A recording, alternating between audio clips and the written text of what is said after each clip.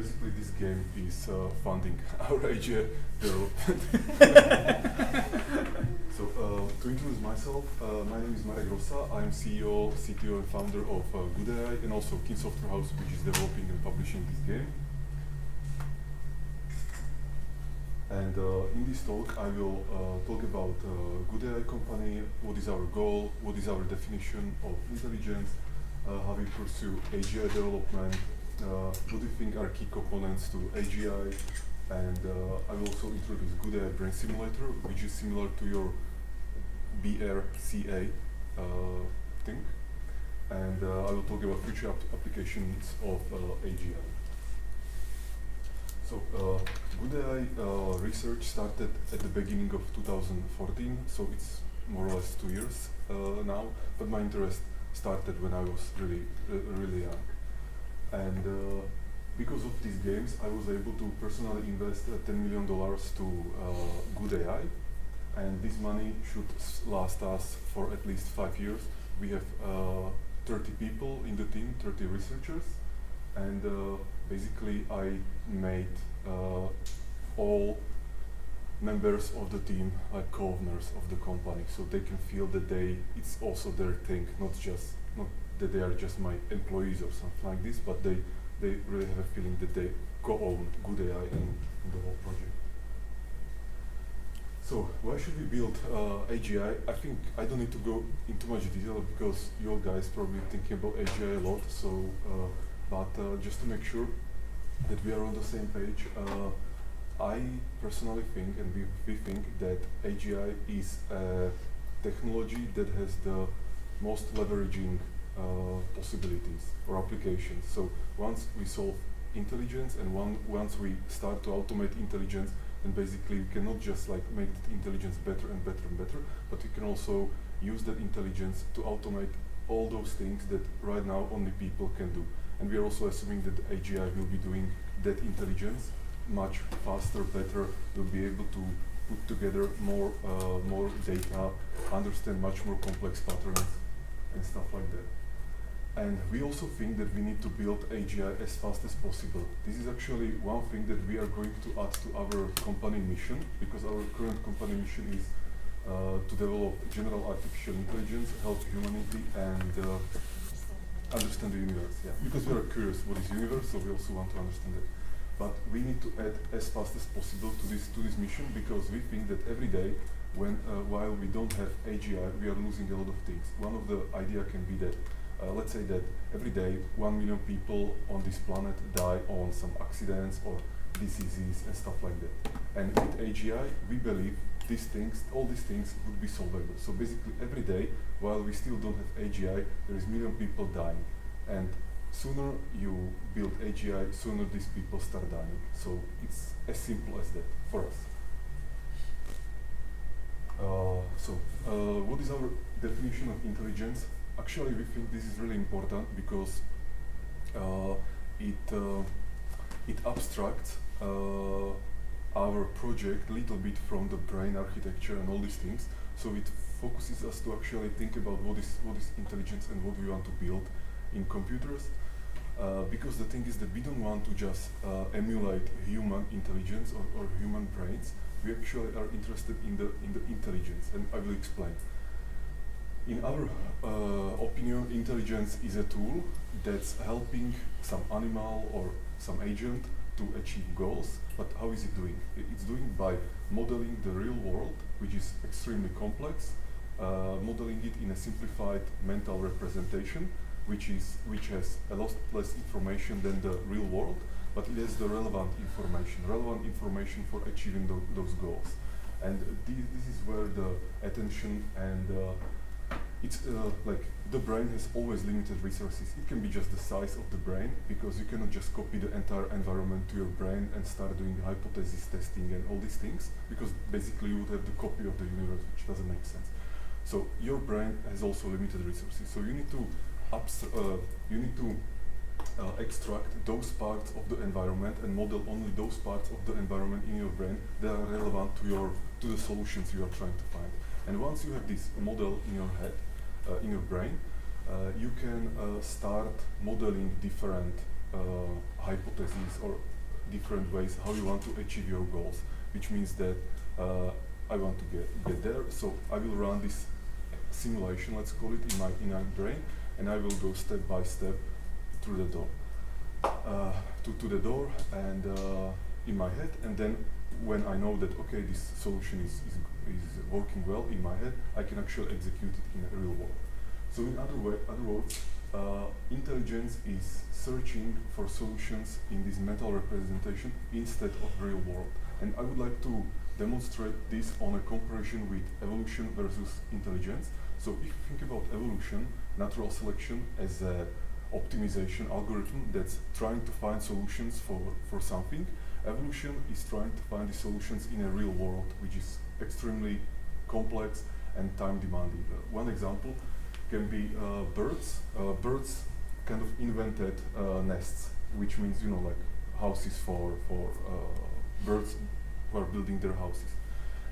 And it took evolution maybe millions of years until birds with this ability to build nests were born.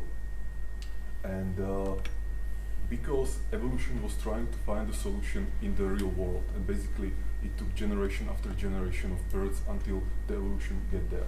But if you want to speed this up and use intelligence, you can model the real world in your brain, start doing the hypothesis, basically explore the solution, do some experiments in your brain, and come up with a solution how to build a nest really fast. Like each of us here could think about how to build a nest probably within seconds or minutes or hours, something like this, instead of millions of years, which it would take evolution.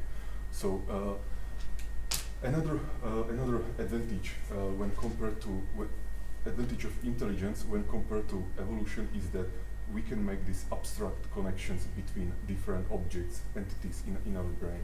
So I can make connection with each of you, which is not physical, but there is some relation between each of us, and some kind of relationship or some kind of relation, and we can work with these relations instead of actually really having physical connection and so on. So again, there is some optimization on top of real world that we can use to find better and faster solutions. And intelligence also allows us to do generalization, abstraction, which is again very important because it allows us to model some situation or some scenario in a simplified model instead of really high complex model. But sometimes there is a need to have a much more specialized, detailed information about some specific thing. And in this case, intelligence can go and use attention to enrich that model with more specialized information. So for example, if you just meet somebody, you can remember, okay, this is some guy, maybe I remember his name, and that's it. But if you, for some reason, want to work with this guy or just want to do something with him, you start learning more about him, and basically you will put more attention on this guy, and your model of this guy will start to be much more complex, detailed, and so on, because it's important. But we still have limited resources, even time or just like memory and computation and all these things. So if for some reason you don't want to have so much detailed information about this guy, this information will start to get lost, and those resources can be used for other solutions and situations that you need.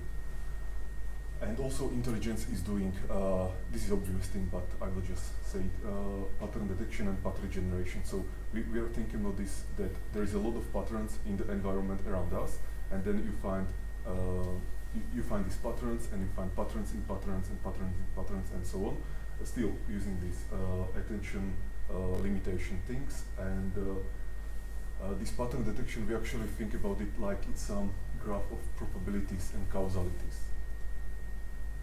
And maybe the final outcome of intelligence is basically maximizing our future options, which is like we people, basically one of the most important things that we are doing is survival, at least until now. Right now we are also doing other things. But if you think about this, one of the best strategies that we can do is actually really maximizing our future options and not closing them. And survival satisfies this description.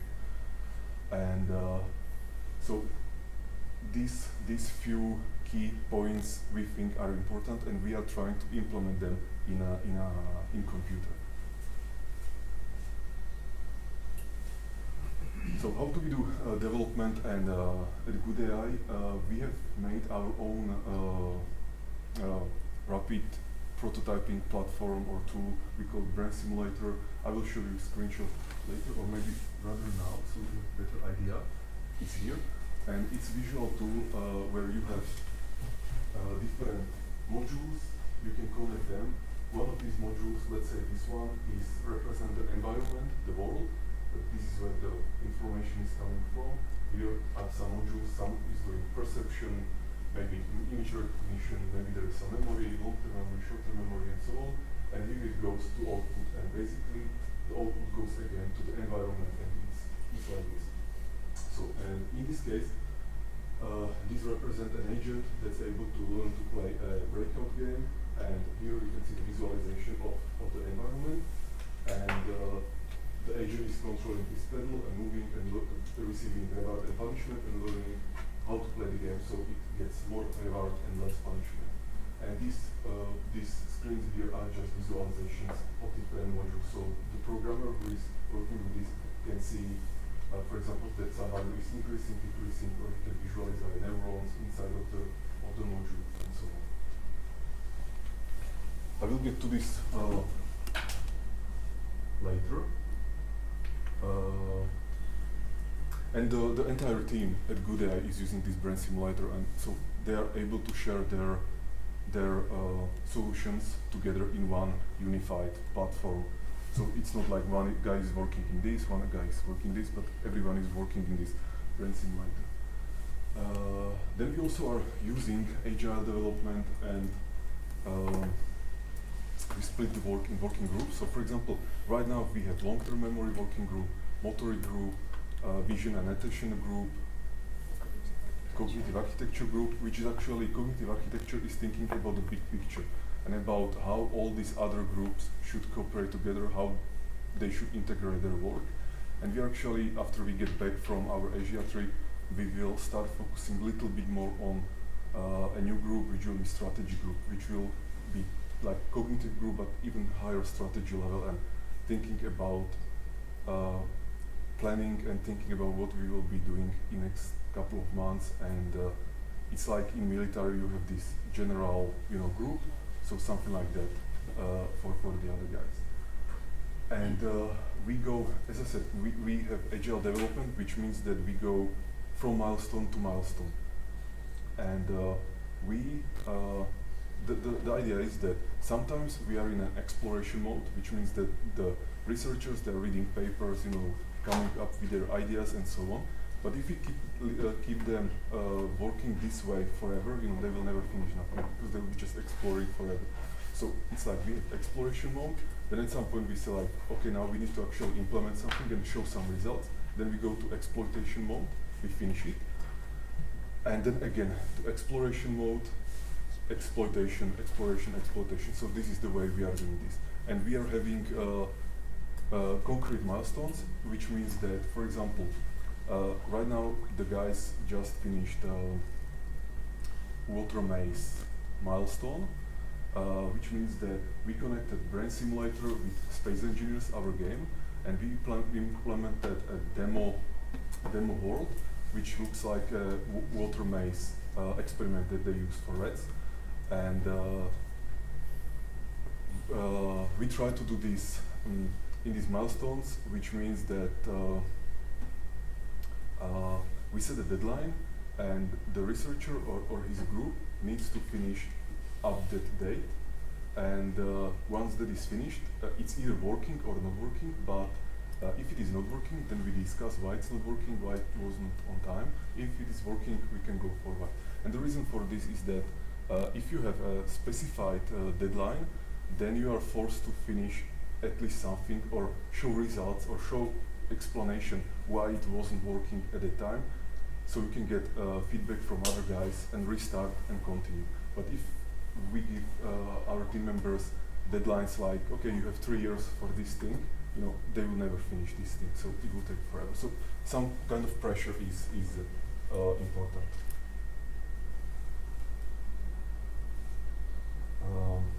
Now I will talk about these three pillars of AGI, and it's very similar to what whole brain architecture is doing.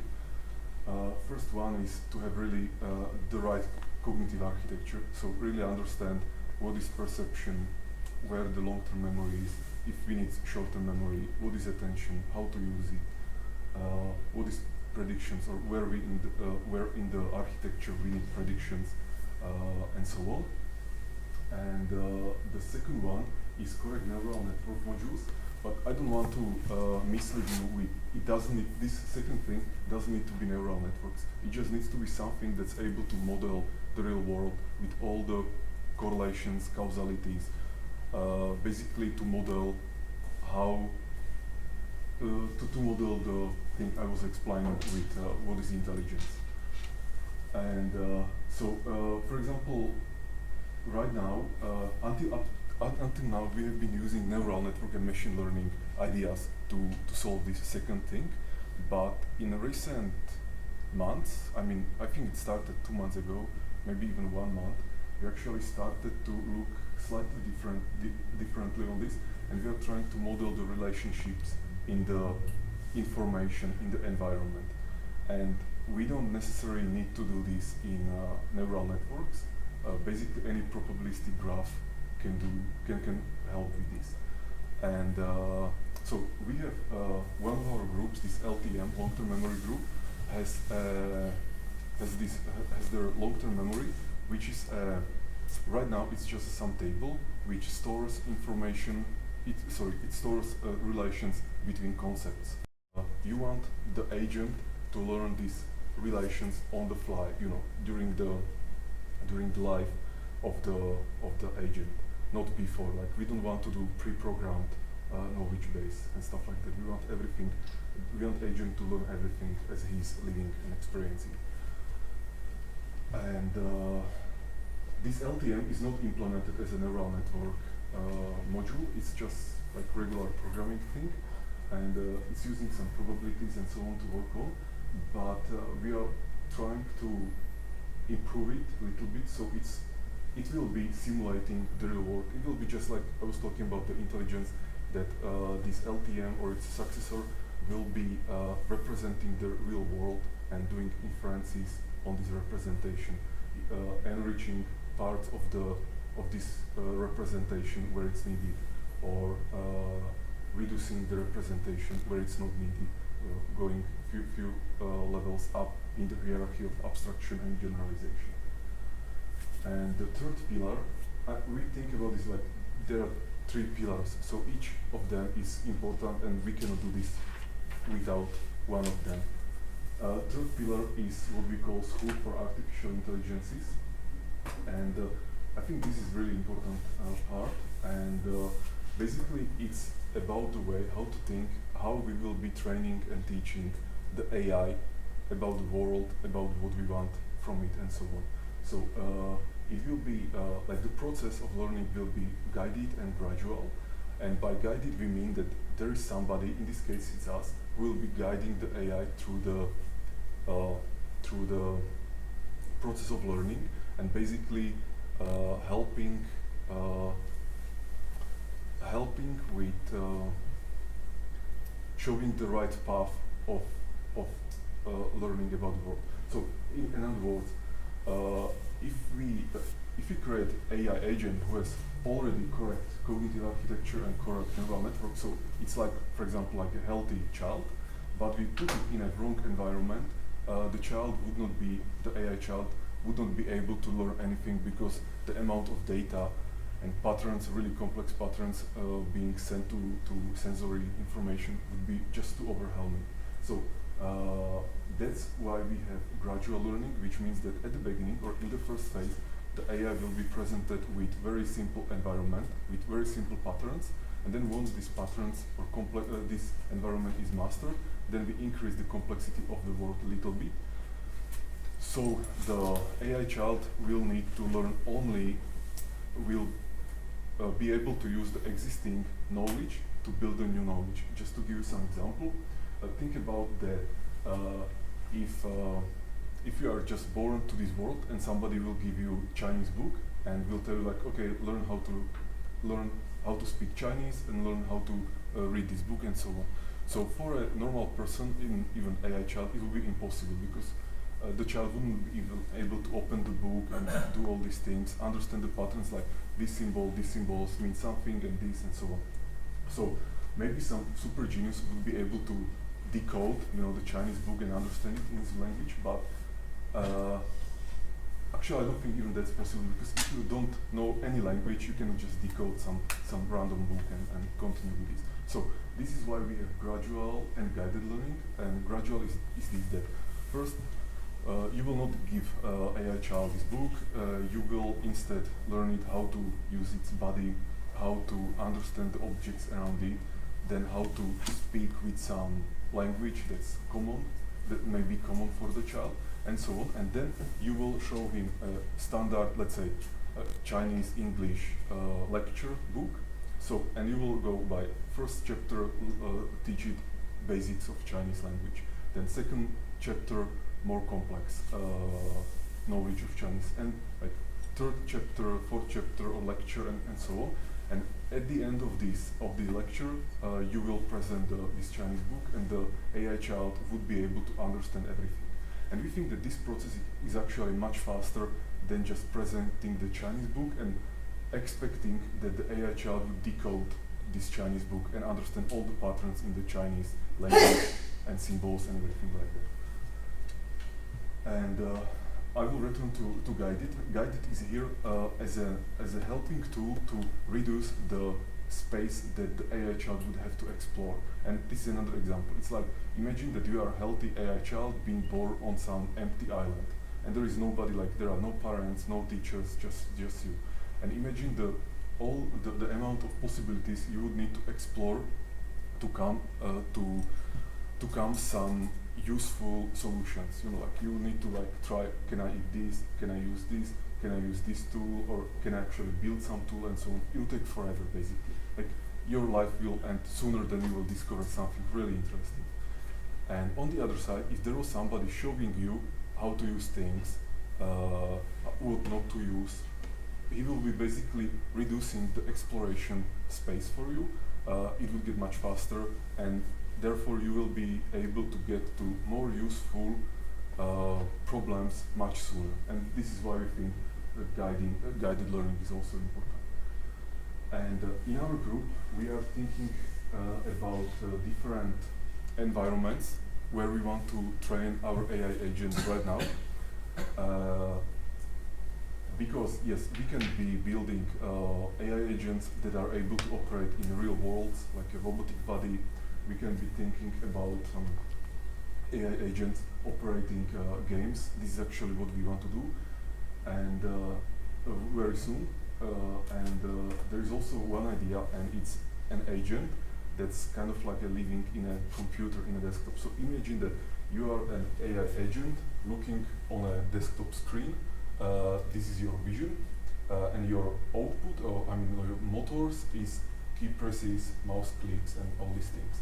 And your life begins by just seeing some screen, learning the basic patterns, and then advancing slowly to being able to read books on internet, Wikipedia, Google, and all these things.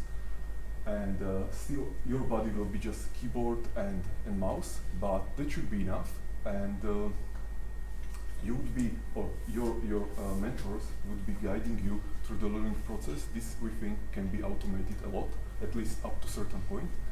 And if the gradual guided learning will be, if we define it precisely, it will be just like you will be learning from the basic things to more advanced. You will understand language, you will understand more complex topics, maybe some scientific topics. And if the mentors will start giving you rewards and punishment for the right things, they will actually reinforce your behavior in a way that you will start seeking and searching for more information. So the mentor will ask you, what do you think about this mathematical problem? And the AI child will not know how to answer, so it will start and seek for information in books and in internet, Wikipedia and so on. And we're considering if this kind of environment and agent body isn't too limiting to develop some kind of really useful intelligence or just AGI. But we actually think it's okay, even if this bookworm agent will not have real understanding of how the real world feels. You know, you just from reading books, you cannot know how much does this weigh, how does it feel to touch something, and you know what is cold, what is hot, and all these things. We kind of hope that it will not be that much relevant, or that it will not be a limiting factor to a certain set of applications. So the agent maybe will not have the same experience and same feeling like humans, but if we will want to use him, you know, to help us develop AGI much faster, then it doesn't matter, because he will be like just some programmer who doesn't care about the real world and cares only about his programming. So we still think it can be helpful. So just to sum this up, cognitive architecture, neural network or representation of the real world, and gradual guided learning and school for artificial intelligences. Now back to Brain Simulator. So I think I described more or less all of these. It's open source, it's on GitHub, and if somebody is interested, there is a link on our website, GoodAI.com, where you can download this, and actually it's preloaded with some simple demos that can show you the basics. So for example, if you just install it, it's installed in a few minutes, and click on File, Open Project, and select Pong World or Breakout World or something like this. This example will load out, load in, and you can run it and see how the AI agent at the beginning doesn't know how to play the Pong, because you know it doesn't have the information. So he loses the ball a few times, and then he realizes what he should do. He will start abstract information, and then after some time he will start to play the game. Right now it's not, it's still not 100%. It's not able to play the game 100% precisely. So sometimes he still drops the ball, but you can see that he kind of gets the idea. And even the reason why he drops the ball is, I mean, it's still a limitation of the implementation, but mostly it's because the visual information or the visual perception in our module is still needs some work. So for example, the AI doesn't see a big difference between ball being here and here, and sometimes this slide, this little difference is really important, because one pixel left or right and you can drop the ball or hit the ball. But doesn't matter. This brain simulator can be used for basically prototyping, and these days we are working on optimizations. So it runs on, or most of these modules run on GPU, NVIDIA CUDA, but we are trying to make it more heterogeneous. So some of them can be on CPU, C++, C#, and we also want to be able to make them run in parallel as much as possible, and even make them on parallel on clusters. So if you will have really complex AI brain which cannot run on one GPU, one computer, you will split it on different GPUs and they will communicate together. And we are adding this right now. So from the point of view of researchers, all these things will be hidden, you know, somewhere. You will just work with your modules, and the brain simulator will take care of the load balancing over the cluster and things.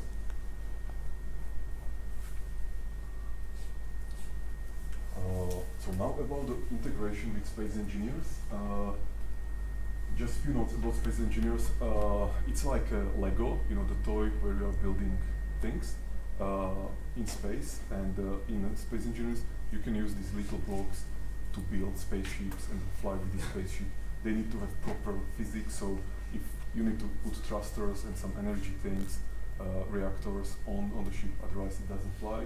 And the physics is realistic, as you've seen in the video, that when ships crash, or collide and crash, they actually crash and or break into halves, and they still stay as individual objects in the world, so players can fix them or maybe merge them and so on. We really try to make a game where the environment is not just some fake, thing in the background, but something that you can change anyway you really want. And we have made, it's still just internal thing, we haven't released this, but we have made an integration between Brain Simulator and Space Engineers. So as you can plug Brain Simulator to this Pong game, you can also plug Brain Simulator to Space Engineers. And in this case, the Brain Simulator will be controlling one of these engineers in the game. Actually, the Brain Simulator can control more of them, but let's talk just about one. And so Space Engineers is sending the sensory input to Brain Simulator, and it could be either vision, so we can render the game from the point of view of the astronaut, which would be the more complex way. But we chose a simpler way, which is that the game is sending something like a radar or sonar information to the Brain Simulator, which means that the Brain Simulator gets a list of all these blocks that are around you within some distance. It's like I said, like a sonar or radar. It's like you would really sense that this is a table, chair, all these things, maybe even behind that wall, but the rest is limited. And if you think about this, that we are really trying to build general AI or universal intelligence, it doesn't really matter what's the format of input, sensory input. The AI should be able to learn and model this input and find relevant patterns in this input, and it really shouldn't matter if it is visual or this radar thing or touch or anything like that. And so the idea is that Brain Simulator will get the information about the world, makes its model representations, it will also receive reward and punishment, and then learn, make decisions, and play. And in this case, players will be giving reward and punishment either manually by having like a remote control, like when you have a dog and you will say to the dog like, this is good, this is not good, the dog learns learns these signals or learns these patterns through some kind of reinforcement learning. So this is similar. And there will be also, we call it imitation learning, but it's like learning by example. So player will be able to control this AI astronaut just like he's controlling his character. Player will be able to do some things while the AI agent will be learning what the player is doing with him, and this is the guided part, because player will be guiding the AI character through the world, basically showing him what he should be doing, what he should not be doing, and this way speeding up the learning process. Because if we stay just with reward and punishment, it's basically trial and error learning, and it will take forever for the agent to do something random and then get rewarded by player, then do something other random, get rewarded, and so on. It will take forever. But if you show the AI what it should do and then reward it or punish it, it will get much faster. And so we have now I'll get back to this school for artificial intelligences, and we have something that we call like child developmental stages. We have basically made a list of stages that human children are developing through, and we converted these developmental stages to space engineers situation or environment, because it's still a different world than the child world. And we are developing one developmental stages after another. We are developing brains for each developmental stage. Basically, the idea is that if we want an AI child to be able to solve stage 2, we need to have some cognitive architecture, we need to have some neural networks, and then we need to train it in a proper environment. Once the child is able to solve this kind of obstacle, then we move to stage 3, and enhance the cognitive architecture and maybe neural network, of course the environment, and run it through stage 1, 2, and 3. Basically, yeah. And the first stage was that there is some object in the world, and the agent is being rewarded by getting closer to this object. It's very simple. It was basically just a concept, proof of the concept for this integration thing. And the second stage was water maze, which basically tests the ability of the agent to understand and remember spatial information about the environment. So he remembers that, okay, I was here, and here I was getting reward, and he gets this information from some landmarks in his environment. And we are still talking about very simple environments. It's just like some three-dimensional maze, you know, these blocks around you, really simple, but the agent needs to understand something. And then we go to stage 3, 4, and so on. And we want to release this openly to our players. And basically we are thinking about this in a way that once we add this publicly to Brain Simulator, AI researchers will be able to do their modules, release it for our players. All these things are really simple, and let players play with their AI brains in some situations. And at the same time, we're actually giving AI to these players. So it's like giving AI to players and bringing millions of players to AI researchers. And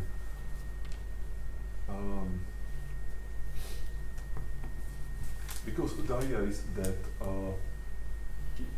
players or AI researchers will be creating these brains, sharing them on our servers, and other people can take these brains and use them in their games, change them, and just share again and so on. This is how the integration looks. This is just a view of space engineers. This is how it looks in the game, and this is basically what the agent sees. You can think about this like a three-dimensional layer. So the AI sees that there are these blocks, they have some type. This is player, and this is some other objects, and it goes through this perception phase. Basically, from this, the AI makes a representation model of the environment, and then it models its own actions, sends again to the game, and it goes like this.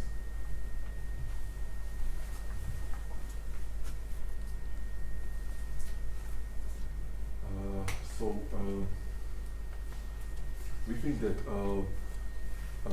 using AGI in games is good, especially for the early stages of AGI. And the reason for this is that if we still have AGI that is not really universal and smart, which is still just like some child, you cannot put it to a business application that requires an adult human. It's just like you cannot take a 2-year-old child and put it to a car and let it drive, or send it to a stock market to do, you know, some stock market things, and so on. But in games is different, because in games, if the AI makes a wrong decision or understands, perceives the world in the wrong way, so then it makes wrong decision, it doesn't really matter because it's just a game. In the worst case, you will get an angry player, but you know, nobody loses his money or his life. And there is also this advantage, especially for us, that because both my companies, Skin Software and GoodAI, we are sitting in the same office, and if I want to get something from AI to games and vice versa, I don't need to deal, you know, negotiate with any other business. I can just make this decision. It's working. So for us, it's very good situation.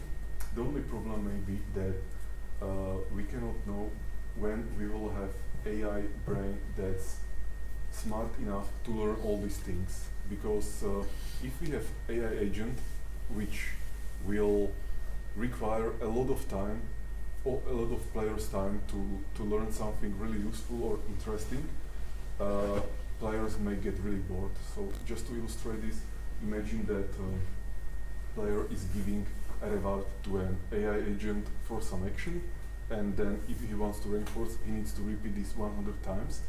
We don't think players will want to do this, you know, it will be just too boring. So we need really fast learning. Some people call it this one-shot learning, which will mean that the AI gets a reward signal in some situation, and the AI agent needs to abstract that situation, understand what was the real cause for that reward and not all the other causes. It's just like when I'm standing here and I would just suddenly receive a reward signal, I would need to figure out what was the pattern or what was the real reason, real causality for this reward. That it's not just that the walls are white or the carpet is black or that I'm in Japan or something like this. I would need to find the real cause for this. Otherwise, it's completely unuseful for me. And we need the same thing for these AI agents. Should I be finishing soon? Oh, it's okay. Some question or something like that. No, I can finish 5 minutes. Okay. It's okay. So then we also think we would like to use AGI for game development, and this actually means to use AGI to help us with game development, either by creating these worlds that we have in our games, or with helping us with creating art assets, and if we go even further, with actually helping us programming or maybe optimizing our programs. This is much more advanced thing, but this is the way we tend to think, because when I'm thinking about using AGI in some business or some industry that I don't personally know, like for example, let's say using AGI in medical industry, I don't know much about it, just some basic things. But when I'm thinking about game development, I know this business, so it's easier for me to find some application, especially when we are still talking about early stages, when the AI is often not working well when compared to not working versus working.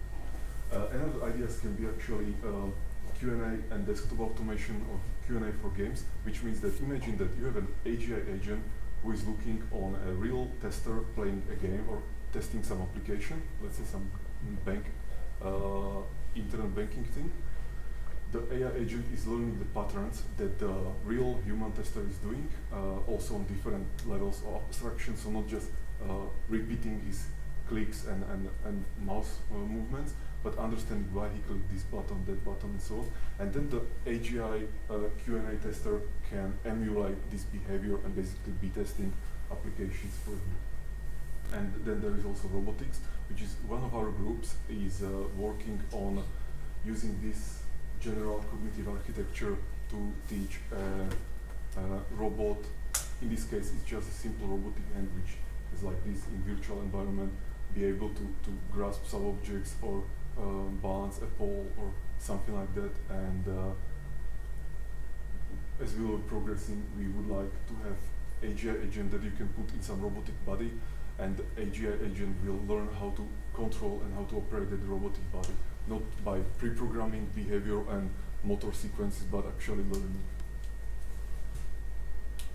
And in the future, as I said, we think that AI or AGI will be able to solve basically everything. So our goal is not to use AI in games. This is just a short-term thing. Long-term thing is having AI scientists, AI engineers, AI programmers, AI doctors, basically using AI to invent anything we need and even reinvent itself. So thank you.